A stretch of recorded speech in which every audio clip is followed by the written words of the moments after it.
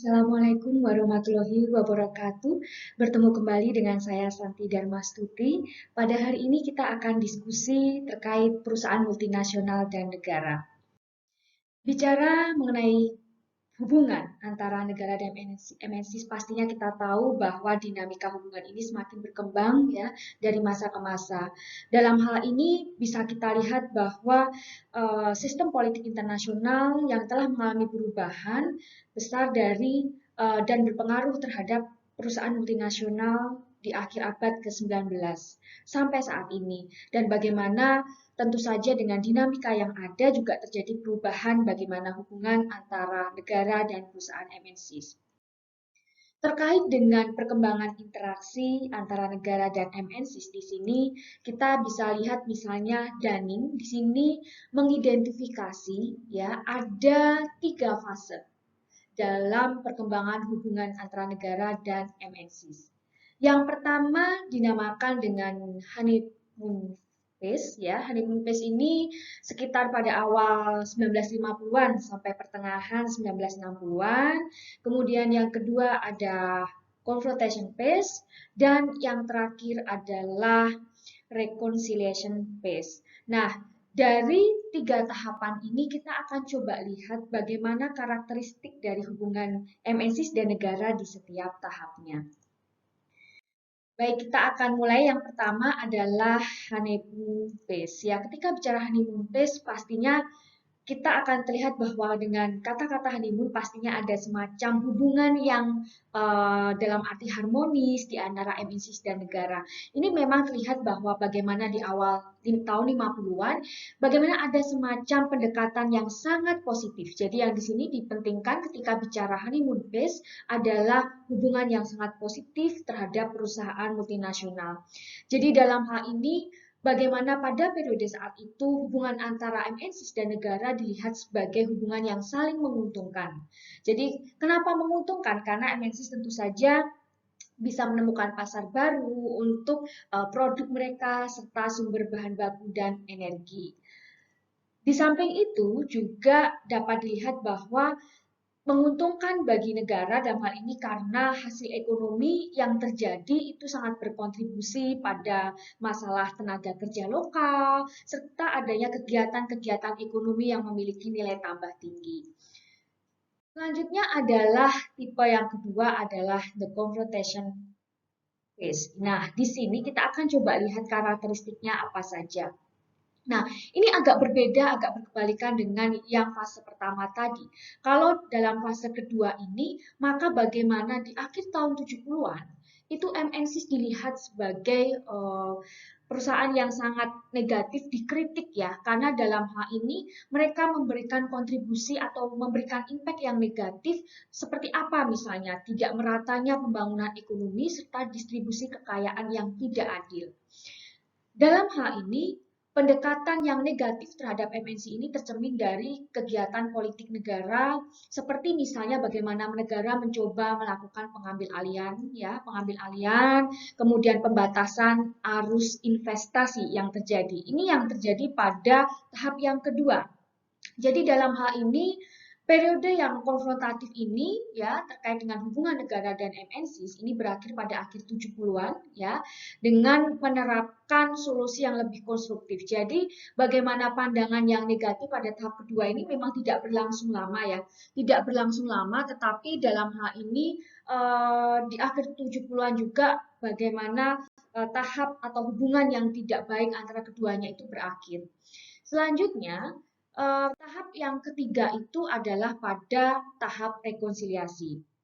Nah, dalam tahapan rekonsiliasi ini yang menarik di sini namanya saja rekonsiliasi. Jadi dalam hal ini pemerintah melakukan perbaikan, modifikasi, kemudian memperluas cakupan kebijakan yang ditujukan untuk apa? Memanfaatkan investasi yang masuk. Jadi ada rekonsiliasi di sini. Kemudian di MNCs di sisi lain, dia juga menunjukkan aktivitas ya, mereka di pasar yang berfokus pada penyusunan kode etik. Jadi bagaimana dengan adanya tadi yang konfrontasi, kemudian masuk ke rekonsiliasi, bagaimana MNC berusaha menciptakan kode etik, serta memudahkan komunikasi pada aktivitas lokal nasional dan global. Dan di sini juga bagaimana perkembangannya aktivitas dari MNCs ini juga sering terlibat dalam aliansi strategis lintas batas dan usaha transnasional.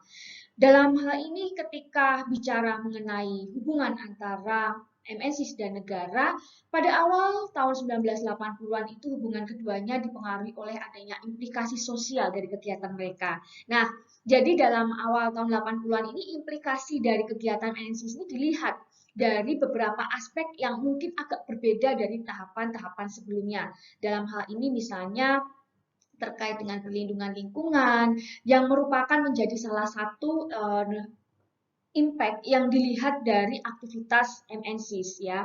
Jadi tentu saja ini akhirnya berpengaruh dari agenda politik untuk melihat bagaimana impact MNCs terhadap lingkungan.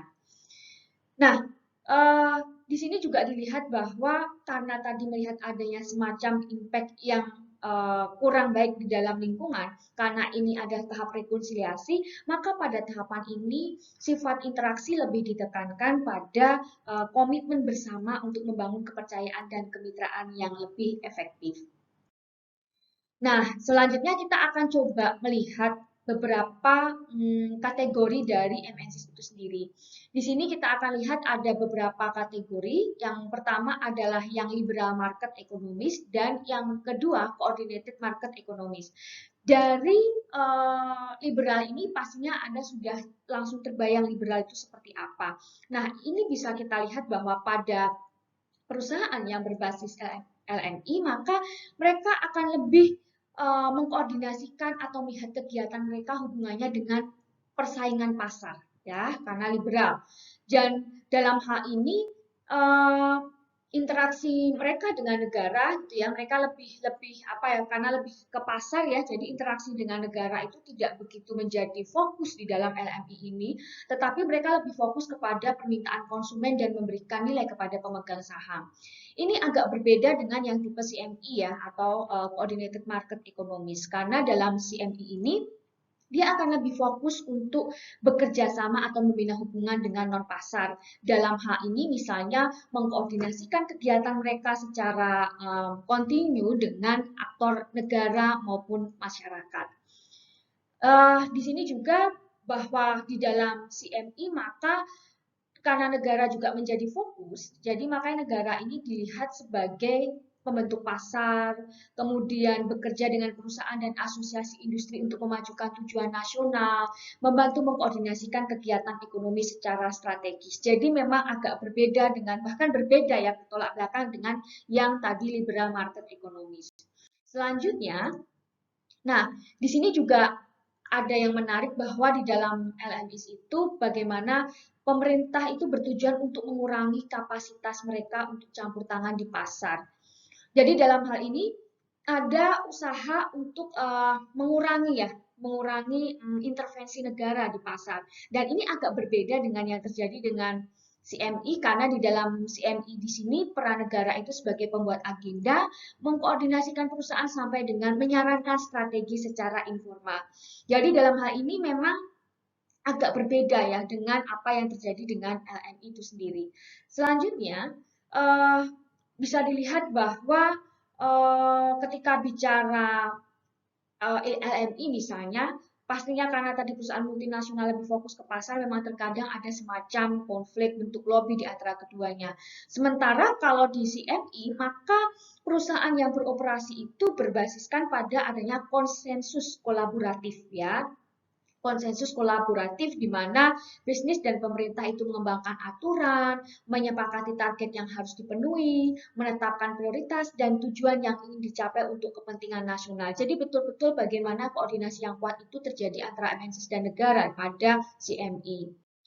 Nah, selanjutnya dalam hal ini ketika kita melihat dari tadi penjelasan mengenai CMI, mengenai LMI, kemudian 3 fase dari perkembangan antara hubungan perusahaan multinasional dengan negara, maka bisa kita lihat bahwa sebenarnya negara memiliki kapasitas untuk memilih ya, bagaimana mereka akan mengatur dan berinteraksi dengan pelaku pasar. Karena variasi dalam hubungan negara dan perusahaan pastinya akan selalu berkembang dari waktu ke waktu. Jadi sangat dinamis ya. Ada kalanya semacam bentuk-bentuk hubungan yang mereka sangat harmonis dan ada kalanya hubungan antara keduanya yang memang terkadang ada konflik, ada lobby-lobby yang untuk dalam artian memperlancar kegiatan investasi ya maupun untuk menerima manfaat ekonomi yang lebih besar di sini.